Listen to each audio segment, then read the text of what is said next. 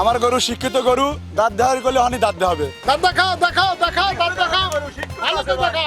Customer আসতেছে কিন্তু দাম কয় না।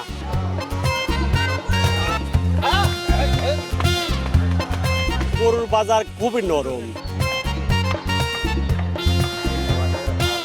দর্শক, আমরা এই মুহূর্তে রয়েছি ঢাকা জেলার উপকণ্ঠে আশুলিয়ার ঐতিহ্যবাহী বগাবাড়ি গরুর হাটে।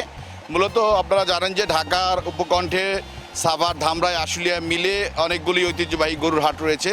তার মধ্যে অনুমোদিত এবং বিনা অনুমোদিত গরুর হাটও রয়েছে। তো আমরা মূলত পশু সম্পদ এবং সাভার উপজেলা কর্তৃক জানতে পেরেছি যে ইতিমধ্যে সাভার উপজেলায় বৈধভাবে 20টি হাট বসেছে। আমার গরু শিক্ষিত গরু, দাঁত দেওয়ার করলে অনেক দাঁত দেওয়া হবে। দুধ খাওয়ার থেকে ট্রেনিং দেওয়াইছি, শিখাইছি যে করা লাগবে, সে তাই শিক্ষা করবে। মানে মানুষ না করতে পারে, বুবাদিন ট্রেনিং দিলে সে শিক্ষা নেয়। গরুর বাজার খুবই নরম। একটা গরু খরচ হয়েছে মনে হয় যে 3 লাখ, 3.5 লাখ, 4 লাখ। সে গরুর দাম করছে 2 লাখ, 2.5 লাখ। নিজের বাসায় পালিত 2টি পাকিস্তানি জাতের বড় আর কি গরু।